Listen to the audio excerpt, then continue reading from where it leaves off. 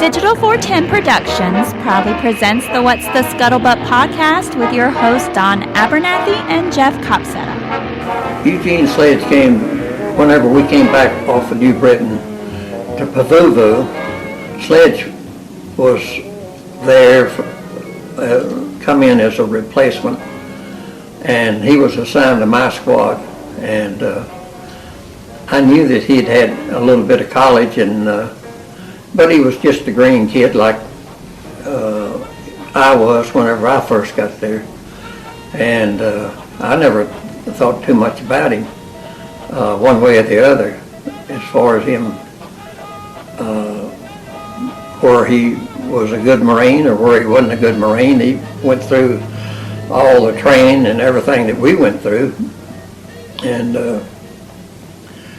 then we went on into Peleliu, and whenever we hit Peleliu, Sledge always did what I told him to do or asked him to do, and never hesitated.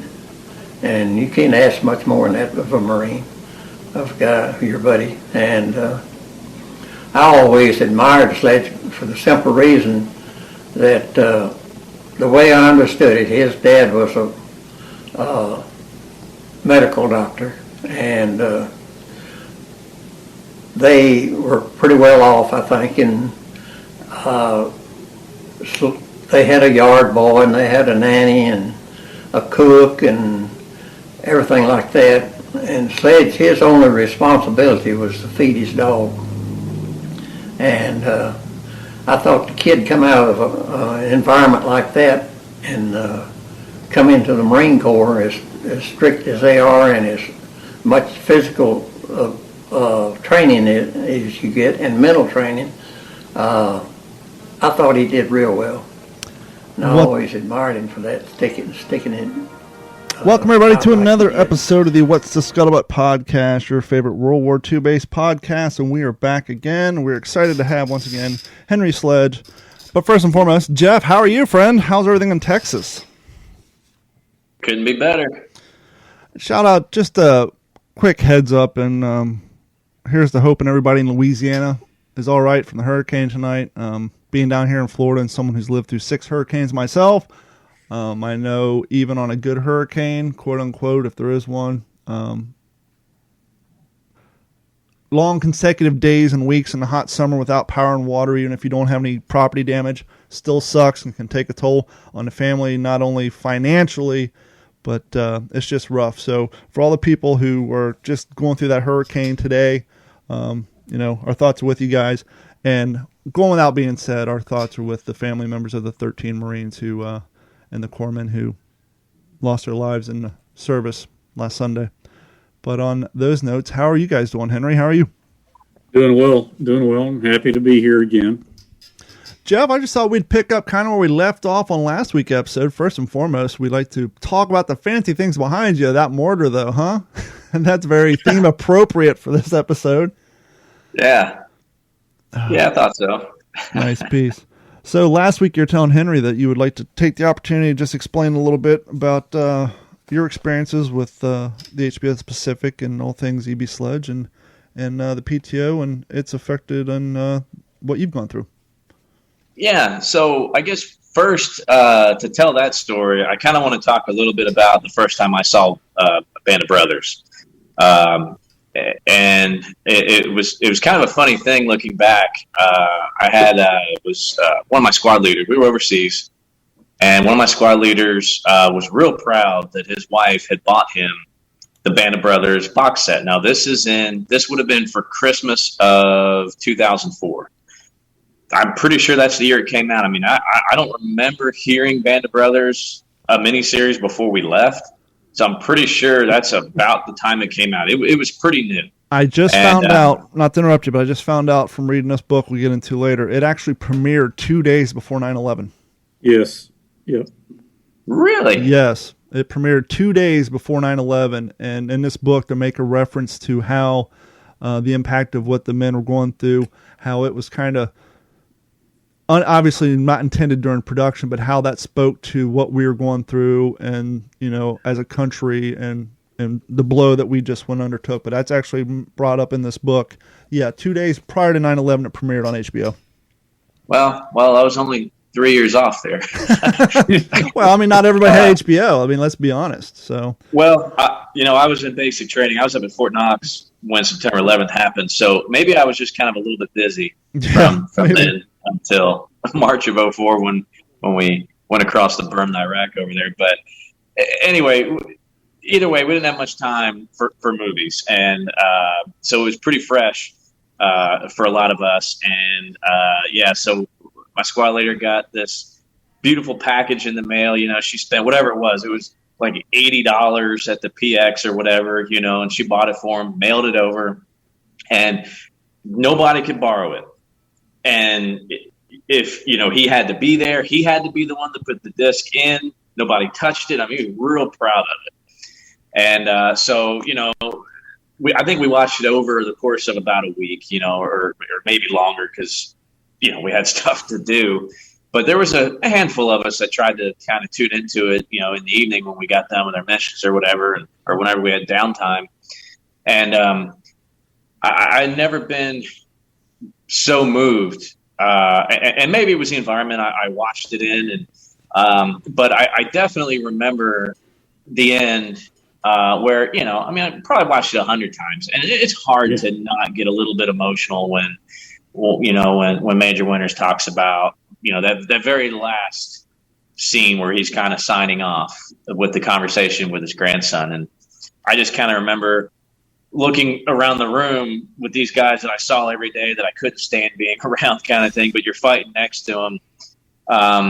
It kind of dawned on me then that maybe one day I'll look back and see these guys that same way. We were 18, 19, 20 years old, or I'd turned 21 over there, but I guess it kind of made me see everything a little bit different. And so that was kind of my introduction with that miniseries.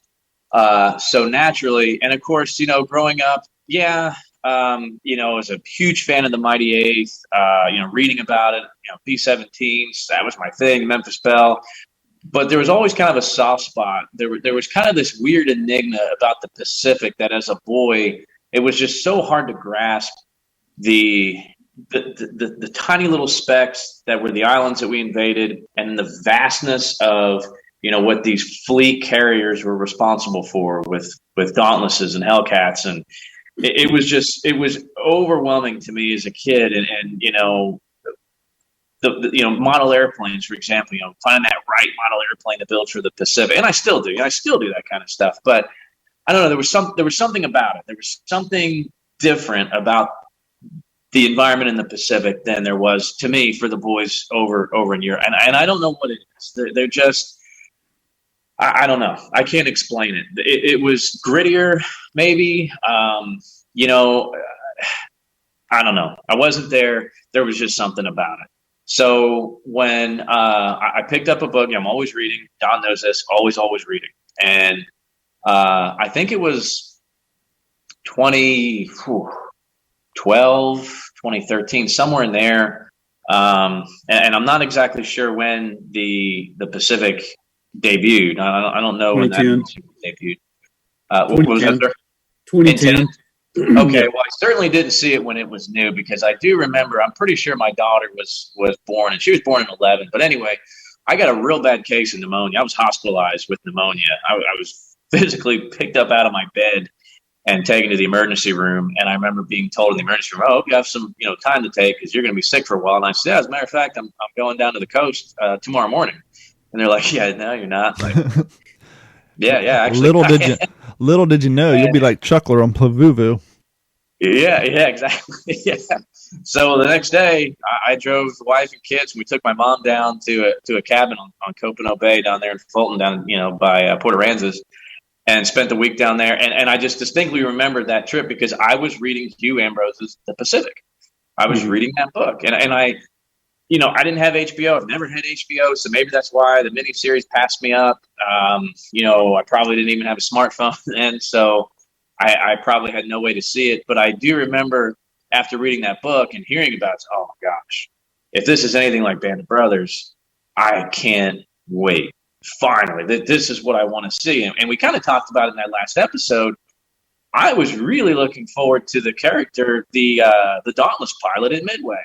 I've always wanted to feel like I'm in a Dauntless and a 70-degree dive, and the cinematic, beautiful masterpiece, and just, and I think the Midway film, recently came pretty close to what I was looking for then. But of course, now we liked it. What's that, sir? I liked the 2019 Midway movie. I really, but not to get you off track. yeah, I can talk about that one all day.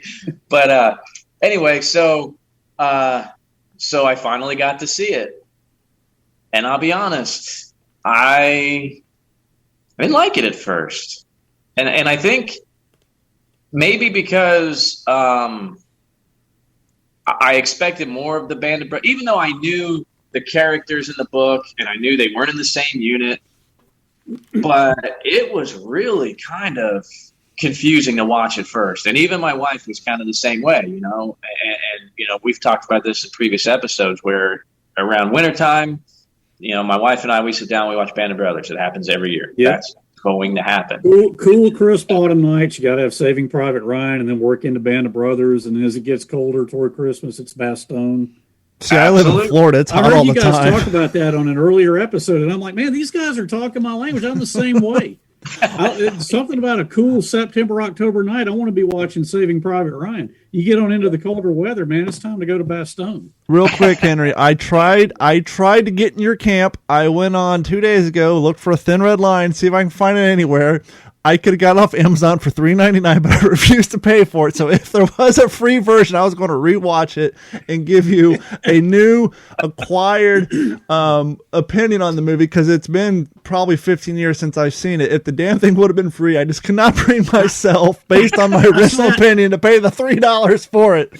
I sat down and watched it Friday night. Okay, and I don't want to. Jeff's on a channel. Sure. And I don't want to get him off, but go ahead, Jeff. I mean, we could go on about that. Yeah, we could go on, but I'm saying all that for if there was anybody that's listening or anybody that's watching it right now, if they watch it the first time and they didn't like it for some of those similar reasons, watch it again, because you just can't go into that miniseries with the same mindset that you do Band of Brothers. It's totally different. And once you understand that, once you kind of mentally prepare for what you're about to witness, and it takes a couple times, there were some character development flaws, I thought, in some of the minor characters. I do remember the first time seeing it. One, I'll give you an example, and I can't think of the guy's name, but it's the guy that Lecky sees in jail on, was it Pavuvu or whatever? It's interesting. The guy who shot the dude on Cape Gloucester. He choked the guy. Yeah, he choked the guy, and it's interesting you said that. I think it's Douglas, something like that. I remember the character. I have notes on that. Go ahead, Jeff, because I think I know where you're going, and when Henry and I got to talking, I went back and rewatched it. And when I first watched the series, I thought that character, and no disregard to the actor, but the way the character was presented, he was such he was like a nobody until that episode. You're like, who's this guy again? And It wasn't until like my 17th rewatching last week that I see that you see him everywhere. You see, and not only that, but you hear where, like, in post-production, they'll put his name in there, almost as if they realized when they got to the end that, oh shit, this guy wasn't around enough that it meant as much as it should have. And I actually had that in my notes for last week, but go ahead. I'll look at his name. Yeah. So, I mean, we're really getting picky there, but it is fabulous. And, I grew up about an hour from Raritan, New Jersey. The home of John Basilone. And, I've been to that statue a couple times. He's really something. In fact, the first time I went to Raritan was in October time frame. And apparently I was there either a week prior or a week after they have John Basilone Day. And I guess, is it John Cera, the actor? Yeah. From the Seda. Seda, yeah. He goes there apparently every year dressed as Basilone for the parade. Really? I news to me. Yeah. But yeah, the whole Basselin family's still there. It's a beautiful little town in Raritan, New Jersey. It's got the Raritan River runs right through it. I mean, you can kind of feel the colonial times around it. Right. It's just kind of one of those little nooks of a town that kind of never really grew up. And it's really at an indescript traffic circle kind of thing where the statue is. It's not like it's downtown by the courthouse or anything. It's just kind of there. And there's it's either a stop sign or traffic light, whatever, but people stop there. And when I was there, everybody that stopped there, they rolled their windows down, and it was cold. They rolled their windows down like, that's our boy, that's Johnny, that's our man, it's hometown hero.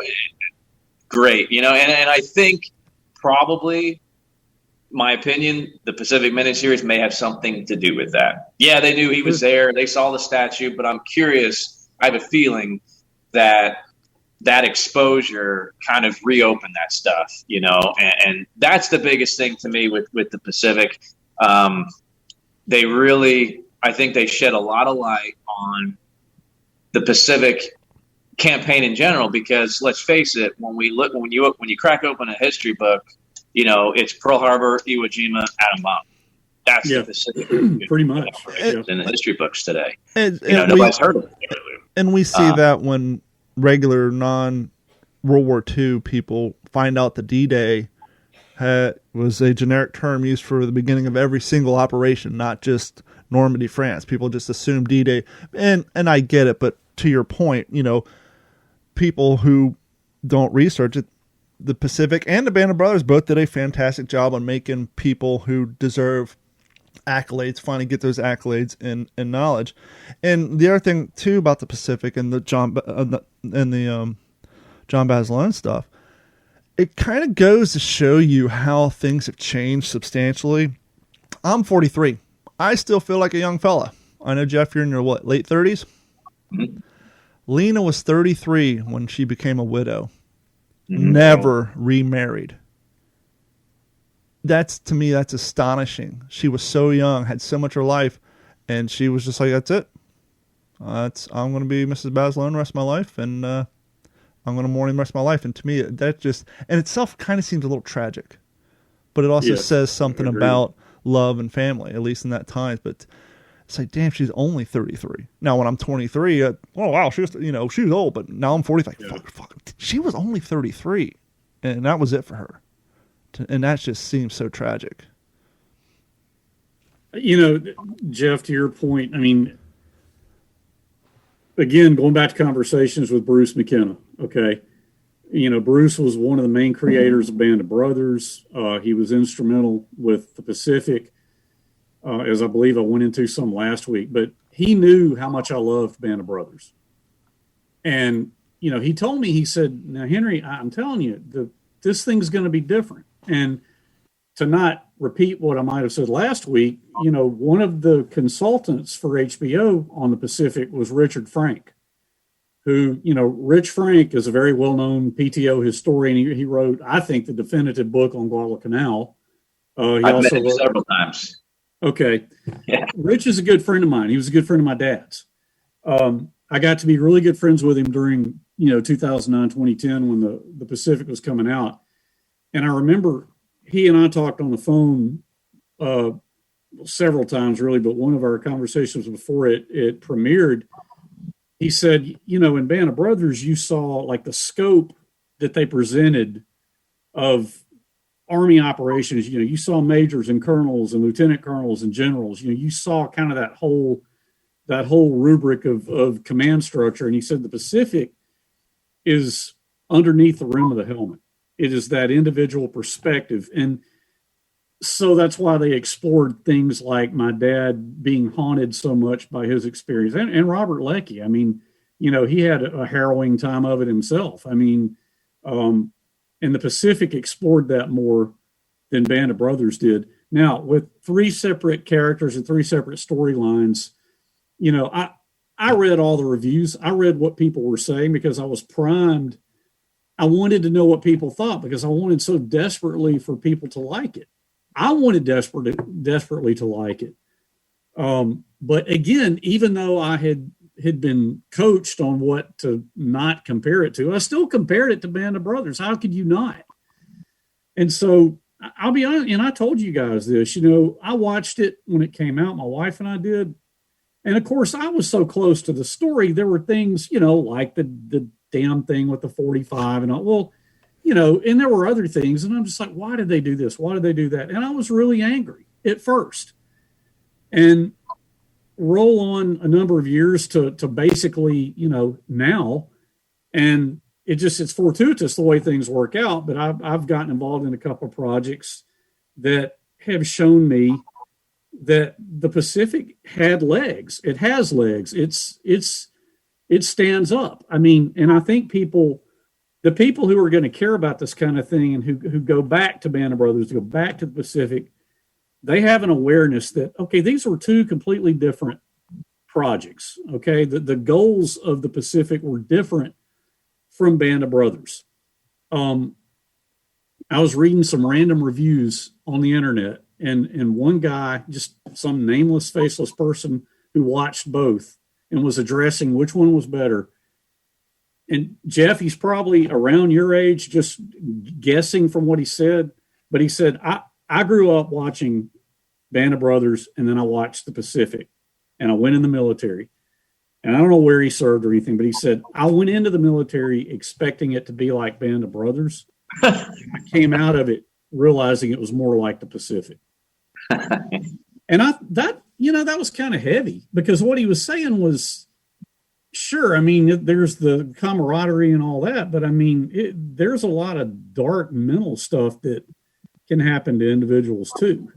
And let me just say right off the bat, I was never in the military. Okay. So I can only imagine what people who were and had to be overseas, what they deal with. But certainly growing up, seeing my dad and how he wrestled with the demons that he wrestled with and successfully and conquered them.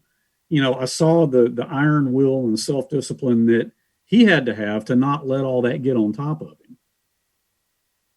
But suffice it to say that, after, here a couple of weeks ago, sitting down and saying, okay, guys, I still had the box set that they gave me out in Hollywood, still wrapped up in plastic. I hadn't even, other than when I watched it on HBO, I hadn't even opened that thing. So I cut the plastic off of it and sat down and said, okay, I'm going to introductions, interview, the whole bit. I'm going to take in the entire experience. And I watched it not once, but twice. And I completely reassessed my opinion of it. Now, look, you can't be as close to that story as I was and not wish they'd done certain things differently. But overall, I just completely reassessed my opinion of it. And I think the producers of that show, they were kind of in a damned if you do, damned if you don't situation. Yes. Because if it would have been like Band of Brothers, then, it's just Band of Brothers light. Yeah. And so they were kind of in a position where, one, it's a completely different environment. Once again, for what, not only were they fighting against the Japanese, but they were fighting against the environment. But in the world of Hollywood and production and all that, they were in a sticky situation because like I just said, if they would have been too much like Band of Brothers, that would have been the criticism. And then they made it not like Band of Brothers, and for some people, that was the criticism. That was the criticism, yep. Now, I liked it because, as I said last week, I had read your father's book before they even announced the show. And so I went into it just stacked and ready to go because I was probably 8 months off of reading your dad's book. I actually think I read it twice. So I read it once, made the decree they need to make this into a miniseries, and when I found out they did or were working on it, I read it again. And so when his scenes came up, I was like, oh, I knew what was happening. And the scene with the entrenching tool and the Marine was having the nightmares, and I'm sure in real life it was a snafu, but when they had snafu throwing the rock into the skull of the Jap machine gunner and all that, it was like I was in. More importantly, the scene where your father's on Okinawa and he slides into the foxhole with the dead Marine. People don't realize the importance of that scene if you haven't read the book, because in the book, that Marine's body was a timepiece, a literal timepiece. Your father referred to it. He saw it the day that the Marine died.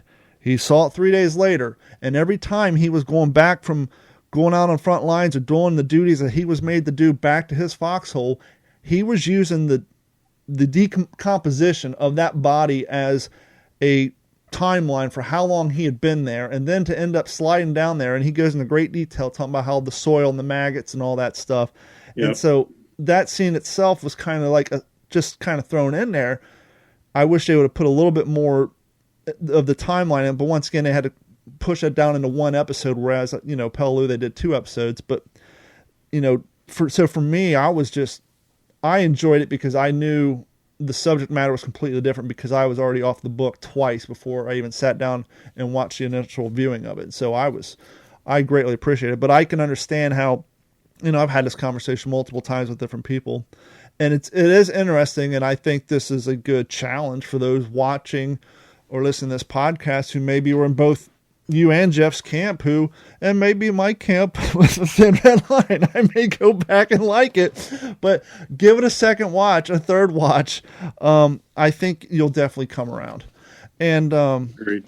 Speaking of Band of Brothers, we didn't get to this last week. You were getting ready to participate in another podcast. If you want to give us a little plug on that and send people that way, it's a very cool project, yes. And I'm stoked for you on this. This is very exciting. So there is a project called We Happy Few 506. It involves 2 buddies of mine in the UK named Leighton Hughes, and then an actor from Band of Brothers who played Floyd Talbot. His name is Matthew Leach. They have gotten together, and I don't know when they started this, but they started doing live Zoom watch-along chat events following Band of Brothers. And they would involve different actors, writers, creators, producers, just anybody from the entire Band of Brothers camp that they could get involved, and some family members. And it would just be a very nominal ticket price, but people would get a ticket, watch this thing, see these people come together, watch the particular episode. Sorry, we're getting some local alerts here. Yeah, I can imagine. But it's garnered quite a following. Well, so after they did some of this, they were also fans of the Pacific. They said, well, hey, let's do something and cross over and cover the Pacific. And so they reached out to me, and it's been several weeks ago now, maybe a month ago. And we had a couple of initial conversations, and I don't want to give away any names of actors who are getting on board, but man, it's like a train coming through town and people are just jumping on it. And they're going to be writers, people who are producing, directing, like I said, some of the actors. It's the people are jumping on board. So I think the first event for the Pacific will be September 4th. Okay. But for right now, I guess they're going to have information on the We Happy Few 506 website. That may splinter off and be its own thing at some point for the Pacific. But as of right now, anybody wanting information on that could go to We Happy Few 506. And as always, we always incorporate any relevant links like that on the WTSP WorldWar2.com.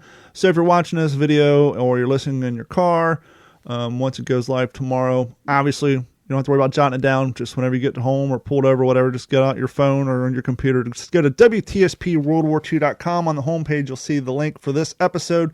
Go there, and there will be links to that website and any other content we talk about.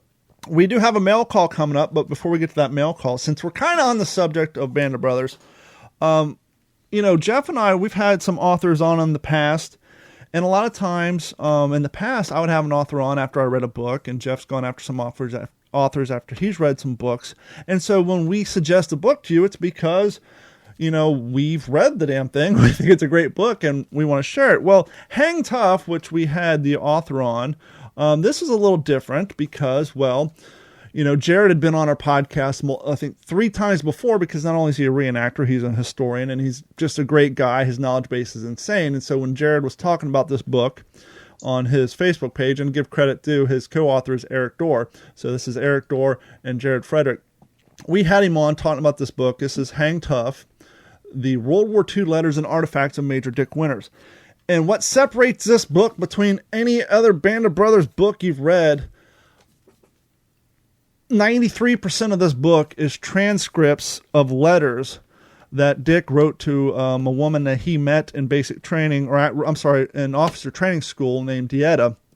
And so basically after Band of Brothers came out, Dieta's daughter contacted him and said, "Are you Dick Winters?" And he's like, "Yeah." She called him home. "Band of Brothers, Dick Winters?" "Yes, I am." "Do you know Dieta so-and-so?" "Yes." "I haven't talked to her since." "Well, I have every single letter that you sent to my mother during your communications." And she sent him a photo album with every letter, to which him and his wife, much like your father and your mom, Henry, sat down and painstakingly typed out. And not only typed out multiple copies for all the kids in the family, in both families, and kept the originals for themselves. Well, when Eric and Jared got access to this stuff, and they're looking through all the Dick Winters estates material, they came across these letters, and they're like, boom, there's our book. If you want an insight on this guy, read this book. The letters, you feel you're reading his own personal writing, his own vernacular, his own thoughts. And I'm in the book now. I just started a few days ago because I just finished China Marine. I'm at the point now where he just did the D-Day landings, but just what was going on in his mind through officer training school and going home before. This is a fantastic book, and I strongly suggest you guys. I got this one on Amazon. If you're a fan of Band of Brothers or Dick Winters, but you want an insight into the mind and thought process of Dick Winters, this book is just amazing. I can't put the damn thing down. I was reading it for like 2 hours before I took a nap before the podcast today. So I strongly suggest going out and getting this book, because, it's one thing to read other authors, and Jared and Eric do a great job filling in the gaps in between letters, but just reading their own words, it's just mind-blowing because you feel like you're having a conversation with the guy. It's just a crazy thing real quick because we got to get ready to take our break. I'm kind of into fitness. I do OCR training. I go running all the time. I lost 40, 50 pounds a few years back. Dieta is writing to Dick Winters about his diet and his fitness regimen because, as you guys seen from the photos, the guy was built. He was in great physical shape. The fact that he's telling her things that fitness people talk about now, which is there are no secret. It's all about diet, exercise, watch out for your carbs, eat more proteins. This guy was telling her things back in 1942, the honest truth about fitness and diet, and not calling it a diet. It's a lifestyle change that, fitness people are trying to get out there now to squash down all the lies about the magic pill, about the slim fast and all that. And it's like, there's no secret. He was talking about it in 1942, and yet we're still wondering what the magic secret is. And so it's so amazing how things even back then, a lot of it is true to today. And the things they talk about, it's just, I cannot suggest this book enough. So I highly recommend you guys go out and get Hang Tough, the World War II Letters and Artifacts of Major Dick Winters. And I actually sent Jeff a photo, and it may have been published before, but I don't remember seeing it. They actually have a photo of the court-martial papers between Sobel and Dick Winters in here, and they have a bunch of previously unpublished photos. There's a photo of Winters like laying out on his beach towel, like all modeling it up, and it's just like weird just to see him and Diet out horseback riding, and the fact that he would just wear his pants and his leggings around town when he was home on vacation. If you really want to get to know Dick Winters, get that book. Whew. Got that out of the way, but go ahead, Jeff. Speaking of books real quick, I just wanted to say that I think the first book I ever read about World War II, I want to say I was either 11 or 12 years old. I was young middle school age, was Richard Chagaskis' Guadalcanal Diary. I have it right here. And I want to say that's the first one. And I've probably read a couple hundred, 400 or 500 books on World War II since then. But I want to share this with Henry. My 15-year-old son is reading your dad's book right now. Oh, cool. And I'm blessed to have a son that he fits in as much as he needs to at school, but he doesn't fit in, in a lot of ways, and in good ways. Yeah, I get it. I know where you're going with this. Yeah, and I just want to say, if anybody's listening that has any kind of authority or clout or anything in the movie business, could y'all keep the wall banging, sex out of these miniseries, please? Well, the language these kids, they hear it on the school bus, so I get it. But man, I've said this before on other videos and stuff that I've done on YouTube about this. I just, if I had one complaint, if I could ever meet Mr. Hanks or Mr. Spielberg, and it sounds like, to me, I think I'd probably enjoy more time speaking with Mr. McKenna than probably those other two. But, if you go back into some of those older movies like Battle of the Bulge, you could tear that movie apart because, look at those Tiger tanks / M47s or whatever they were. American tanks. Who cares? Because, I grew up watching it as a little kid. My son grew up watching it as a little kid. And it doesn't have to be 100% accurate for people. Just to whet your appetite, you do the research. That's not, movies are meant to entertain. They're not documentaries for a reason. So as long as you expose, like, Pearl Harbor, they had to put romance and this and that. Yeah, they had to put romance so you can take a girl to the freaking movie theater and she'll actually pay attention for part of it. Yeah, that's what it's about. Or it's just a bunch of dudes watching Pearl Harbor together. Like, this is cool. All right, you have to do that, but it exposes them to it. And, for good or for bad, and we can complain about movies like Pearl Harbor all we want, but, it's great reference material for women like my wife. They're like, I need that nurse's outfit. Where did they get that stuff for the movie? Things like that. But, if they could just keep the other crap out of it, man, I want my kids to see this. I mean, my son grew up on the edited for TV version of Saving Private Ryan. I mean, we'd watch it a couple times a year. He loved that movie. Yeah. But anyway, that's my. On that note, Jeff, my son's 13. Okay. And I have only just this year started to peel the curtain back. He's always known that his grandfather, he's always known about With the Old Breed. I mean, that's just part of the DNA. There's no way he can't know about it. But I've started to peel the curtain back on the Pacific. There's a lot of it I haven't let him see. A lot of that Okinawa stuff is just, my God, it's disturbing, But the Peleliu landing, the Peleliu attacking across the airfield, I've let him watch that stuff. And, F-bombs and all. And I mean, here's the thing. I mean, I could hear another parent say that and think, man, that's a bad call. But our son he's got a good head on his shoulders, and he and I talking. I'm like, Jack, I'm letting you watch this because it's telling a valuable story, but I don't approve of the language. Don't want you using it. You're hearing it enough at school, Right. But I get where you're coming from, Jeff. I mean, I'm just glad that he's showing some interest in it. I don't want to cut you guys off. We're down at the bottom of the countdown clock. So if you guys watching at home, hold tight. We'll be right back, and we'll finish up with second half of part 2. We'll be right back. Small local. And we are back.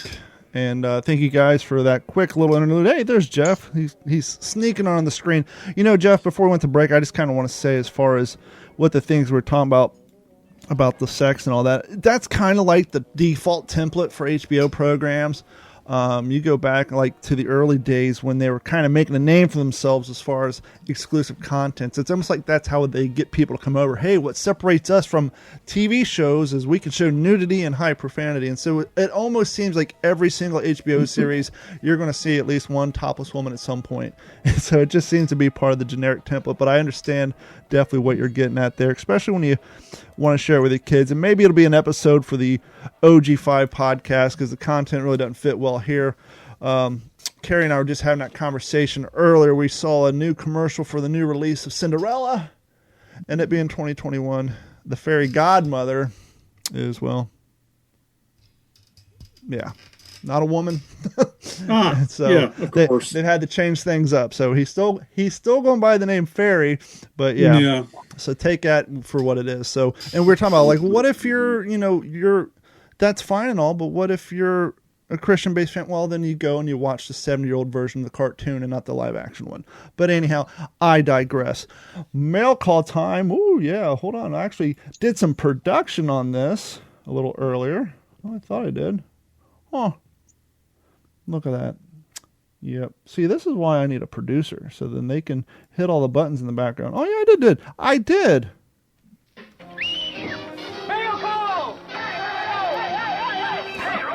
We asked you guys last week to send us some emails, some questions for Mr. Sledge, and you followed through.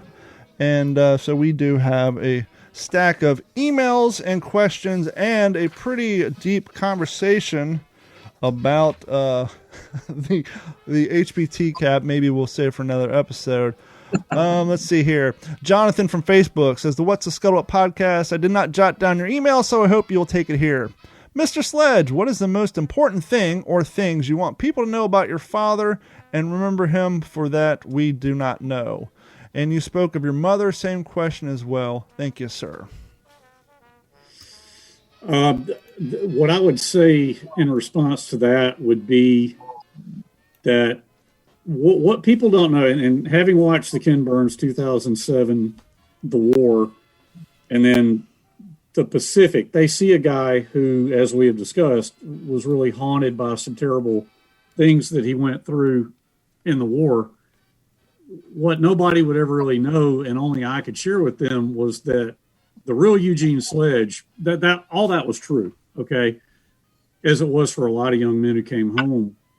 But, man, Eugene Sledge had a sense of humor that few people could imagine. I mean, I knew, he was a college professor for his entire career, and I knew a lot of people who had him for a teacher, for a professor. And I can remember people telling me, man, your dad is freaking hilarious. I mean, he keeps us in stitches. Now, he dropped the hammer on him. He dropped the proverbial sledgehammer on him academically. He was known for being extremely tough. But he had a great, highly defined and well-honed sense of humor. And, I think he had iron will and determination. I mean, the demons that he wrestled with he conquered them. And we had a happy family growing up. And he always encouraged my brother and me to read on our own, which we both have done always. With me, it's mostly World War II books. But my father encouraged that. He great sense of humor, iron will and determination. And those are things that maybe it was hard to convey, through the miniseries. And I'm not saying that they failed to. It's just it really maybe wasn't.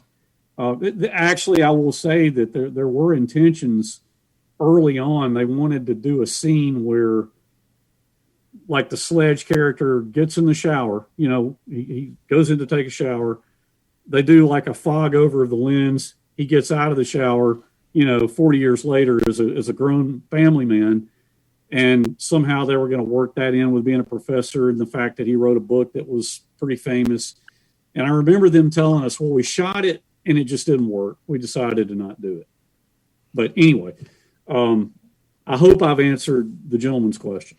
The first half, and I have a follow-up about his question about your mom, but real quick, you and I discussed this, I think probably off the air, and Jeff and I have talked about it on air. When it comes to these miniseries, they have so many episodes to get so many messages across, and obviously sometimes they take broad stroke feelings or thoughts that they want to convey and append it to a character. But one of the things that kind of, especially after reading China Marine, I don't want to say a disservice, but a kind of a misdirection. As far as at least I can make out from China Marine, your father did not have a disdain for the Marine Corps uniform, as in the Pacific. Oh, I'll never put on that uniform ever again.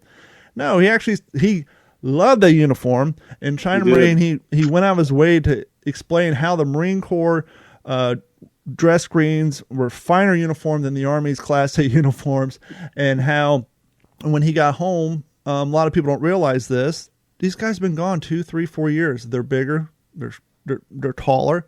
A lot of their old clothes didn't fit them. And even though the economy was bouncing back, you have all these guys going home. you know how hard it is to find Uncrustables at the grocery store now that kids are going back to school. Imagine millions of young men coming home trying to find clothes. Your father said he wore his uniform for quite a long time until he had the ability to rebuild his wardrobe.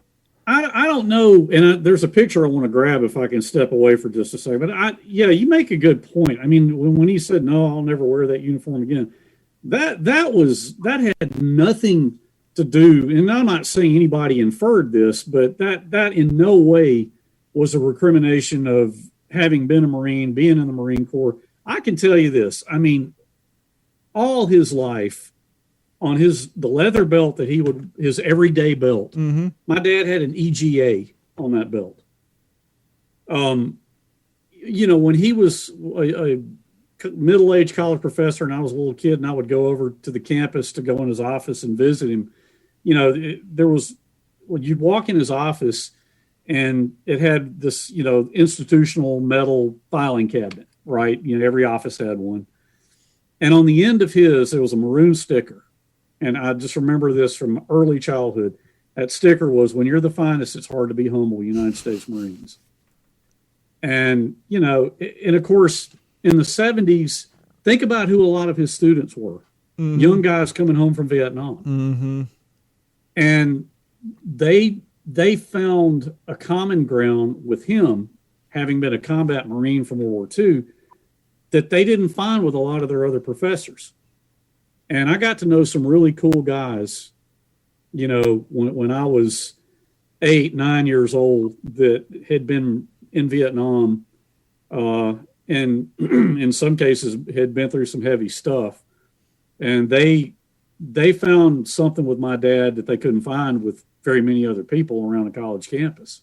Yeah, especially during the political views of the war at that time. I mean, being on a college campus and the way a lot of his professors lean, I'm sure they saw your father's class as kind of being a sanctuary almost, because they can get away from those boisterous, loud feelings that people were happily sharing back then about how they felt about people who fought in combat. So I'm sure, you know, your father probably didn't have to say anything. Just being in that room and not hearing the crap that they probably hear 18 hours a day was just a nice sanctuary. Certainly. Real quick, a part 2 of his thing, and I wanted to ask you this last week. He asked, and he spoke of your mother, same question as well. Did your mother, what did she do during this time? Did she, you know, what was her life like while, you know, obviously she didn't know your father at the time, but during World War II, you know, what was things during like for World her? War II, well, my mother, I've seen pictures of her when she was a young lady, and she was quite attractive. She was in Mobile. She came from a large family, several brothers and one sister and several brothers. But, you know, she didn't meet my dad until 1951, 52. But she grew up she was originally from Fort Walton Beach, Florida. Fort Walton, Florida. But she, you know, grew up in Mobile. And, you know, still very much informative years for her during the World War II time. You mentioned you want to step away and present something. So if you want to do that now, I'll just get the promos out of the way. And so while you do that, I'll just fill some space. As always, this episode of the What's the Scuttlebutt podcast is brought to you by our friends at Computers. Computers has been providing IT solutions for all of Southwest Florida since 2004 and the rest of the world, well, since probably about 2008. So even if you don't live in Southwest Florida and you have some computer issues, as long as your internet works, of course, they can help you. So give them a call at 239-283-1120. They'll send you to their website and log in your computer and assist you with your computer needs remotely. And if you do live in Southwest Florida, give them a call at 239-283-1120. And they can help you with desktop repair, laptop repair, screen replacements, camera installation, anything technical related, network expansion, Wi-Fi footprint expansions, anything of that nature. Give them a call at 239-283-1120. And as always, please head over to what'sthescuttlebutt.com or WTSPWorldWar2.com. Easier to remember unless you're me making up a brochure for this episode. Then you put in WTSP World War I, but that's another story for another time. Jeff texted me, why did you delete the banner? Because I'm dumb and I misspelled it. And Photoshop doesn't have spell check. But anyhow, I promptly fixed it. But yeah, head over to WTSPWorldWar2.com. If you're on your cell phone, I think you may have to scroll down a little bit on the new site. Click on that Patreon link, sign up. It's $1 a month, and that will go a long way. Who knows? Maybe it'll even help us sort out our Zoom issues. And as always, if you want one of those sweet-ass shirts like Jeff's wearing, or you can't see mine because of the microphone, I actually have the old school WTSP with the camouflage Marine Corps helmet. You can pick these up over at our website. Use the promo code ILISTEN, and it'll basically cover your shipping cost. And that'll go to help. That's not so much to help us monetarily, but more to get the word out, because word of mouth is huge. We won't go down to the trials and tribulations of Facebook not sharing our posts. That's another story for another time. But if you want to help get the word out, head over to WTSPWorldWar2.com. You can get the shirt Jeff's wearing. My personal favorite shirts, which I still got to do the breakfast. I love the K-Ration shirts. We got the supper and the lunch shirts. We got all kinds of shirts. So head over there and pick those up. And Henry is back. He's got another surprise for us. I was so excited to, I almost asked you, hey, can you open up your dad's haversack so I can see what your Boyd's written on the front of that? Because I'm such a dork. But what do you have to present us this week? Well, I'm just trying to throw a few things out there that you're not going to see from the miniseries. You mentioned pictures coming back or from not long after the war. Mm-hmm. If you can see that. Yep. That's my dad, not long after the war, just walking down the street in downtown Mobile. Yep. But that's just a quick shot there. This is just a quick photo of my grandfather, who had been a surgeon in World War I. Now, he was stateside, but he dealt with a lot of, now we would call them PTSD cases, but, they called it shell shock back then. But my grandfather with my dad and his brother, my Uncle Edward, who was a tank commander in 2nd Armored and was in Battle of the Bulge, by the way. What was his rank? Because I was watching the last episode, and it looked like he almost had... He was a major at the end of the war. He had major... He had a hell of a story. I mean, my Uncle Edward was quite the hero. He had a Bronze Star, a Silver Star, and 3 Purple Hearts. Now, I just shuffled the deck real quick because you're talking about your grandfather, and one of our emails from a Keegan says, hey, Henry, love last week's episode. Love last week's episode. I guess this question may be a little out there, but he just, I guess, finished reading China Marine as well. And he was referring to how your grandfather was so insightful, because he was telling your dad shortly after the hunting trip, and your dad's struggling to find his way in the world. He told him, go be a biologist, be a PhD, but do not be a medical doctor, because, the government's intervention of socializing medicine, that it's going to deter doctors and patients alike. And Keegan was saying to him that was so insightful, that your grandfather was so many years ahead and seeing which way the wind was blowing in that topic. Was he developing that into a question, or was he just more of a statement, I guess? My grandfather, I mean, I didn't know him. He died, I think, in 1953, 54, I believe. But my dad always felt like my grandfather was what kept him grounded, and really helped him keep his head on straight when he came home. And I think the dynamic that they showed in the miniseries was pretty spot on. I can remember my dad telling me about how, my grandmother was pretty strong-willed. And I mean, she sometimes didn't know when to stay out of certain situations. And she would really have a lot to say about my dad when he was just sitting around kind of, just trying to recuperate psychologically. And, I remember my dad telling me that Pop was what we always call my grandfather, or what they call him. And he said, Pop would just come in and lay into her and just say, Mary Frank, leave that boy alone. You have no idea what men like him had been through. I mean, the scene they filmed in the miniseries was spot on, was, as far as that goes, with my grandfather and my grandmother. But yeah, he was a very smart man.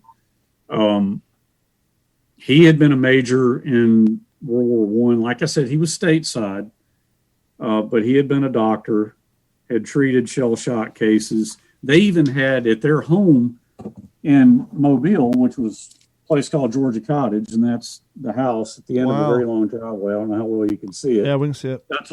That's on Spring Hill Avenue. Now, my grandmother sold that house in, I think, 1975.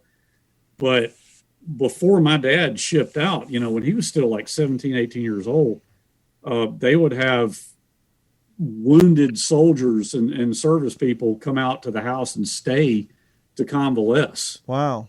I've even got a picture somewhere of one of them had his wedding at their house. And there's a picture of this young, looks like an Army officer with his bride, whole wedding party in my grandmother's, front living room, or parlor as they called it. And, my dad's in the corner of the picture. He just looks like a 17-year-old high school kid. But, yeah, my grandfather was quite a guy. One of the great regrets of my life was never having known him. Yeah. Next email comes from Mr. Galen Wagner, who's been on the show once or twice. And as we said last episode, we owe everything to Galen for hooking us up, because Galen is the one who texted me at an early hour in the morning asking if I was interested in having you on. Absolutely. He said, I would like to know if Henry knows about Sledgehammer's time at the Marion Military Institute. Did his dad talk about it at all? Did he believe that his time there had an impact on his life moving forward? Thanks a lot, Galen Wagner. That's a really good question. I wanted to be prepared to give the best answer I could to any potential questions. So to answer Galen's question, yes, he did talk about Marion Military Institute. I think he thought very highly of the institution and of his time there. We actually have a picture somewhere around here of him in his uniform when he was at MMI. I think he saw those as good years. I would have to talk to my mother, and I actually went over and saw her today, and we watched last week's episode on her iPad because she wanted to see it. That's awesome. She could probably give better insight on that, because I know he went to MMI. It's in his book. And in fact, I remember when they were filming the miniseries, they had reached out to Marion, and they thought they might do, some kind of tie-in there. They ended up not doing it. But yeah, I mean, he spoke of Marion many times when I was growing up. I think I will try to get more information on that. My mom would have a better perspective on it. I'm still blown away that Mrs. Sledgehammer knows who Jeff and I are now. Well, no, she does. I mean, we were talking, Don and Jeff, and we got to talking about the miniseries, and, she agrees with me that Sledgehammer was probably tougher than the way they portrayed him. But like the scene where they go hunting at the end, yeah. Okay, in part 10, you just read China Marine, so they have Joe Mazzello just fold up and start crying like he couldn't even do it. Nope. The reality of it was, I mean, he shot 10 birds with 10 shots. Yeah, because my grandfather comes back and he's sitting on the running board of the car. Oh, are you okay? Yeah, Dad. I just 10 for 10. I can't do it anymore. Yeah, and Henry's connection is breaking up. On why it buffers out and comes back, I'll just let everybody know. Eugene used an old shotgun, and his grandfather's friends would say, "You need to get a newer one." The fact that you're using a shotgun is basically a center break 1-round shotgun, and so Eugene and his father would kind of play this knowing game that he thought it was unsportsman that these guys are just going out there plow, plow, plow, and so he would line up a shot, and he would only squeeze off the one. And so for him, his dad, to him, it was, how many buckshots did I use? And so, as Henry just said before his internet cracked up, he actually went out, shot 10, only used 10 rounds, and it was when he saw the life leaving, as he greatly describes in China Marine, the brown eye of that dove. That's when he went back and said, I can't do this anymore. But as Henry's going to tell you right now, that was not his last hunting excursion. He went out on one more. I don't know if we talked about this, Don. Do you have me okay? You got a good signal? No, you're good now. Okay. I do remember him telling me, because I briefly got into deer hunting back when I was in my 20s. And I was more into just going out in the woods and shooting a gun at throwing a stick in the river and shooting at that. I enjoyed that more than hunting. But he thought it was great that I wanted to hunt. He fully supported that. But he and my grandfather went deer hunting one time down on the Alabama River with some friends.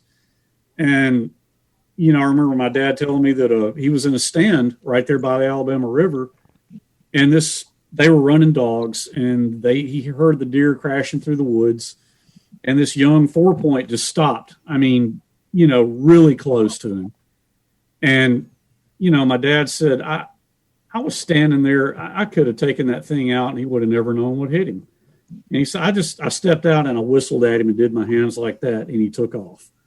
He said, I had no desire. That was like ambush. I mean, he said, I had no desire to kill that thing.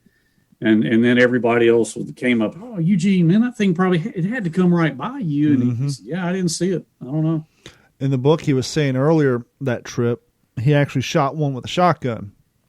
And he told the property owner, there's no sport in that. You can't miss with a shotgun. And so when the guys went out for the second round, the property owner took him down in the story and gave him a rifle. And so your dad sat down there with a rifle because he felt it was more sporting. But then he saw the majesty of it and he had no interest. And so he actually did bag one earlier that day. But that was his last, after seeing that buck and the does in the river, no interest. Can I share an anecdote with you? Please. I remember sitting in my dad's study, you know, when I was a kid, did it many times, and just talking to him about this stuff. And, you know, he was a biologist. Everybody in Montevallo knew the depth of his scientific knowledge. They knew that his specialty was birds, okay, the study of birds. And if a bird flew into somebody's plate glass window and got hurt or something, they would bring it to my dad. And I can remember, and I'm juxtaposing something here in his character, but I can remember a young baby bird somebody had brought him, and this thing was pretty bashed up. It wasn't going to survive. And we, you know, he was holding it in his hand, and he held it in his hand when it died. And he said, I'm just trying to keep it warm, you know, because it's not going to make it. I can tell there's no way. And so we sat there with it, and the little bird expired. And my father was really compassionate in that way. Now, skip ahead to another time. We were sitting in his study, and I remember we were talking about his World War II experience.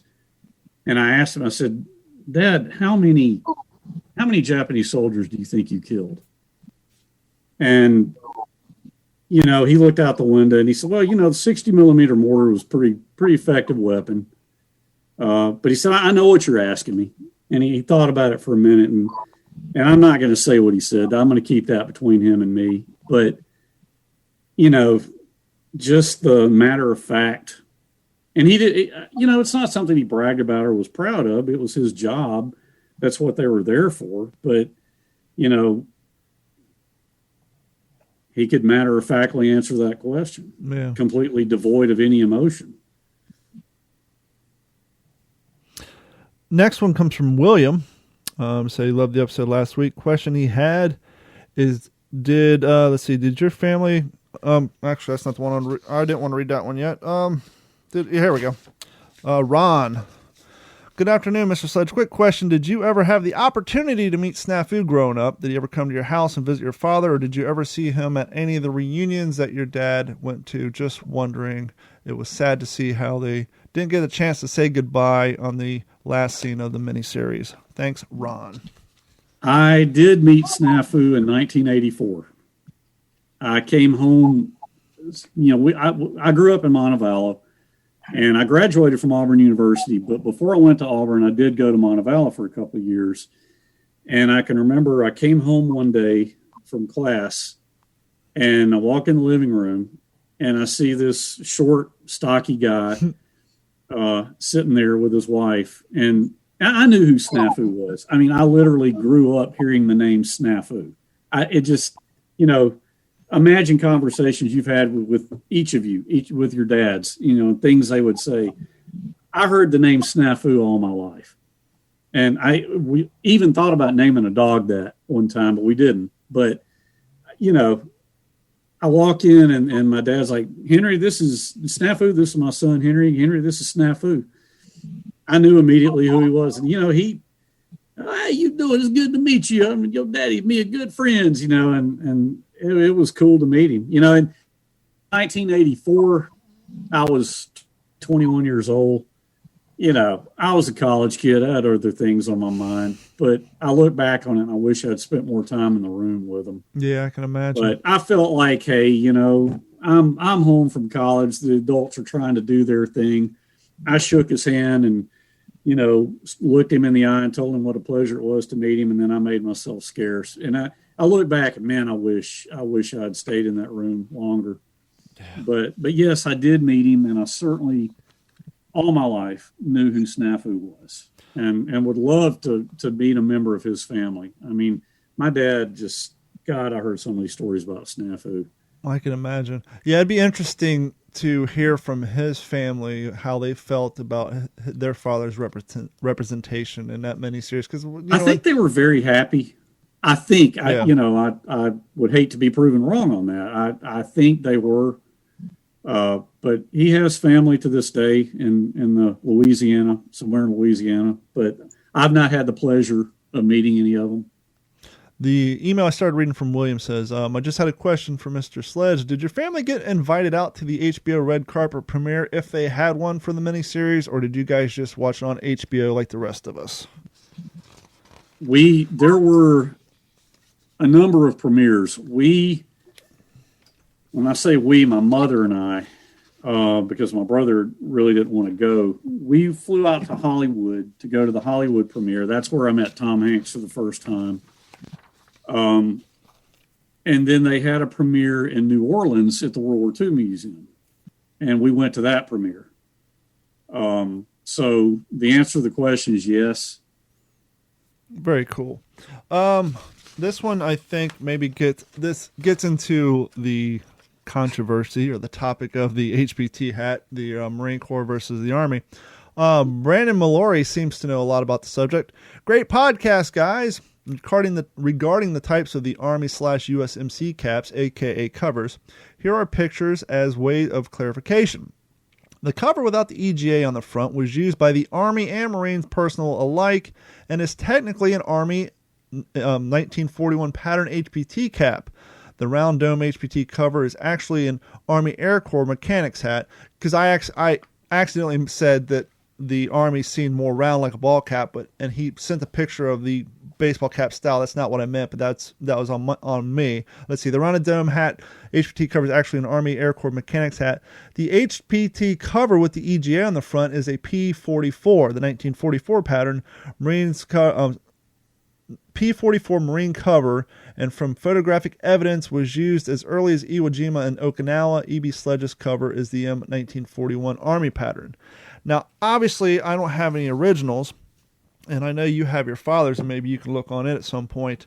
To me, you can't really look at the color, because the color, to me, I always just thought that the Marine Corps one was made from the same material as their sage green uniforms, but I guess not. Obviously, mine's sweatier, and of course, these are from two different manufacturers, but I just assumed that they all had a shorter bill, whereas the Army has a longer bill. But if you look at on yours, now this may be something they change when they start putting the EGA on it. The seam is not in the front. The one is your father's. Is there a stitching seam, dead nuts in the center? Yes. So it was more similar to the Army, whereas in the later year they offset it so they could put the silk screen on there, because on the P-44s, the stitching is actually not centered, it's offset. But I don't know. I guess I'm wrong, but so Jeff was right. They were the same. But to me, I wasn't going to point that out or anything. No, I'm the first one to admit I was wrong, and maybe it's the manufacturers who make the reproductions that make them out of the same material as the P-41s, but I just assumed that they were Marine Corps hats made from the same HBT sage green as the P-41 uniforms. Apparently not. Apparently in real life they would have been closer to this color, made from, I guess. Wasn't the HBT weave different from on the Army versus the Marine? Yes, that's why it was referred to as herringbone twill, and you can really see it on some of those episodes in HD. You can see that herringbone pattern. If you think of herringbone like the gold necklaces, they almost look like up and down chevrons. And so when you look at a new one, you can definitely see the herringbone, and they were technically sage green, whereas the Armies were OD5 or OD7, whatever the OD number code was. And so technically there was a difference in color. But we are getting ready to wrap up this week's show. I want to thank everybody else. Here's one more from Steve. Let's see here. In China Marine, your father referred to a friend of his that he shared a foxhole with throughout Okinawa throughout Okinawa, and this friend suffered from alcoholism while serving in China. He referred to him as Pete. He said that Pete got so much trouble from being drunk and assaulting MPs that he was in the brig when the rest of them were getting sent home. Did your father ever reveal to you who Pete actually was? That was in China Marine. Yeah, he makes it known that Pete was not his name. He was obviously protecting his identity. That is a good question. I got to reread China Marine. It's been a long time since I've read it. It's possible that my dad and I talked about that. I will tell you this, and I'm sorry I can't give a better answer to that question. But this afternoon when my mother and I were talking, and this is, look, man, the world owes a debt of gratitude to my dad's wife to my mom, because number one, she's the one who suggested he publish the book, which we talked about that last week. But I didn't remember this, but, my mom said, there were, like anybody, you serve with a bunch of guys. There are going to be people who acquit themselves well, and then people who maybe don't. Mm-hmm. They break and run under fire, or they crack up, whatever. And my dad talked about some of those things.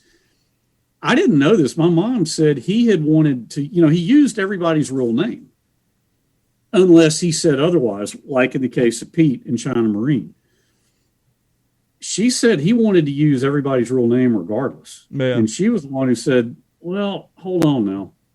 Let's not, these people have families. People are going to read this book. They're going to know, and so he acquiesced to her wishes, and very wisely so. But I'm sorry I can't give a better answer to the question of Pete, but I do know that I think there was a lieutenant that he called Shadow. Mm-hmm. And, I remember my dad talking about that guy, and, I think it was, my mom felt very strongly that he should not use real names in the case of people who were not going to be spoken of in the best of terms. I think someone may have made that same suggestion to Robert Leckie, because he used a lot of guys' names, but there was one lieutenant he strictly referred to as Lieutenant Spearmint, like the gum, because he did not speak of him fondly. And I think someone, or maybe he thought of himself, but yeah, there's definitely a few people in A Helmet for My Pillow that he protected because they weren't being portrayed very well by giving them nicknames. And they were nicknames used, but at no point in that book were their real names published. We're going to wind down this episode. I want to thank everybody once again for hanging out with us. And Henry, you coming back. And once again, head over to WTSPWorldWar2.com when this episode airs, and we'll send you guys a link for the Happy Few, the 506, because as Henry said, they're going to do a crossover episode referring to HBO The Pacific, and he's going to be joining in on that. And Jeff, you have any final words for anybody? Yeah, well, first I want to thank Henry again. I look forward to talking to him again. Now that I've got your contact information, don't think I won't be reaching out, because I've still got a million questions. Yeah, poor Henry. I texted him at 11 o'clock at night. We'll be friends for life. I know that. I don't know if I should reveal too much about some of the future episodes, but I think Henry would appreciate this. Mm-hmm. I was reached out to, and I've told Don, I was reached out to somebody who's asking to have Don and I on his podcast, and I think Henry, he mentioned that he's got you booked for some time in October. Yep. He's a retired lieutenant colonel, but he also gave me, he's a Marine lieutenant colonel. He also gave me the contact information, and I've since messaged this gentleman who apparently worked for Mr. Dale Dye on the Pacific as, I guess, one of the guys that ran the boot camp for the actors. And reached out to him and sounded. He said he'd be honored to be on What's the Scuttlebutt with us. So that's pretty exciting stuff coming up much, much later. But my final thought is, Henry, again, thanks for everything that you've shared with us. And I look forward to growing our relationship. And I hope to really meet you one day. And please give your best to your mother. Yes, please. Yeah, I will. Both of us. I hope this isn't the last time, guys. No, our door is always open. We'll have you on anytime, whether it's to promote Totally new enjoyed it. events. I love ETO stuff too. Yeah. So, Yeah, you and I were talking the other day that, Jeff and I would be happy to have you on to talk about things completely not based on, the Pacific or your father, just sharing World War II knowledge altogether. But yes, I'd love it. Yes, definitely give your best to your mom. And that is going to wrap it up for this episode of the What's the Scuttlebutt podcast. Thanks, everybody, for joining us on the live stream. Please, as Jeff and I said, word of mouth is huge. Please share us with your friends on Facebook, Twitter, if any of you guys are still on there, because, well, we won't get into that. But any of the media outlets or even the old-fashioned email, just send a link to our show to your friends, and please get the word out. And if you're on iTunes or any of those podcast apps that allow you to give a review, please give us a good review and share us, because the more reviews we have, the more likely Apple will share us with other people who listen to other educational podcasts and all that good stuff. On the behalf of Jeff Copsetta and Mr. Henry Sledge, my name is Don Abernathy, and we thank you guys so much for joining us, and we will talk to you all very soon. This has been a Digital 410 production.